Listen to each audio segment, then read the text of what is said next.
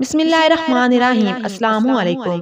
مکروہات وضو یہ ہیں جن سے بچنا چاہیے، یعنی وہ کام جو وضو کرتے ہوئے کریں یا نہ کریں تو وضو مکروہ ہو جاتا ہے، یعنی کہ وضو نہیں ہوتا، اور ڈیفینیٹلی اس کے بعد اگر ہم نماز وغیرہ پڑھتے ہیں تو وہ بھی نہیں ہوگی۔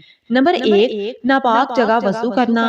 نمبر 2، سیدھے ہاتھ سے ناک صاف کرنا۔ نمبر 3، وضو کرتے وقت دنیا کی باتیں کرنا۔ نمبر 4، خلاف سنت وضو کرنا۔ نمبر 5، پانی زیادہ بہانا یا اتنا کم خرچ کرنا کہ مصنون طریقہ پر وضو نہ ہو سکے۔ نمبر 6، زور سے چھپکے مارنا۔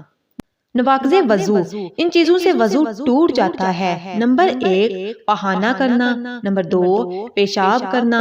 نمبر 3، خواہ خارج کرنا۔ نمبر 4، خون یا پیپ نکل کر بہہ جانا۔ نمبر 5، منہ بھر کر کیے کرنا۔ نمبر 6، لیٹ کر یا ٹیک لگا کر سو جانا۔ نمبر 7، مست یا بے ہوش ہو جانا۔ نمبر 8، رکوع سجدہ والی نماز میں بالغ مرد یا عورت کا کہکا مار کر، یعنی اس طرح ہنسنا کہ قریب والا سن سکے۔ وضو کا طریقہ۔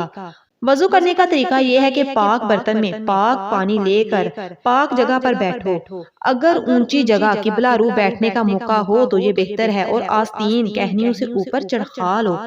پھر بسم اللہ پڑھو اور 3 بار گھٹنوں تک دونوں ہاتھ دھونے ہیں۔ پھر 3 مرتبہ کلی کرو اور مسواک کرو۔ مسواک نہ ہو تو انگلی سے دانت مل لو۔ پھر 3 مرتبہ ناک میں پانی ڈال کر، یعنی سانس کے ساتھ پانی کو نرم جگہ تک لے جائیں۔ نرم جگہ تک لے جا کر بائیں ہاتھ سے 3 بار ناک صاف کرنا۔ پھر 3 مرتبہ منہ دھونا ہے۔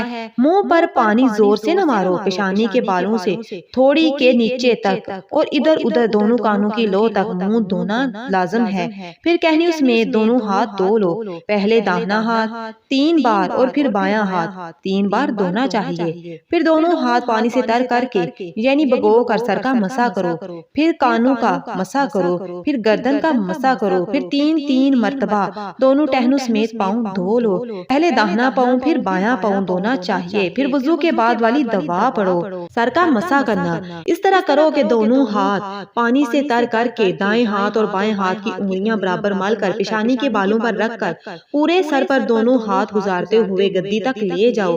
پھر گدی سے دونوں ہاتھوں کی ہتھیلیوں کو کانوں کے پاس سے اور انگلیوں کے درمیان سے گزارتے ہوئے واپس پیشانی تک لے جاؤ۔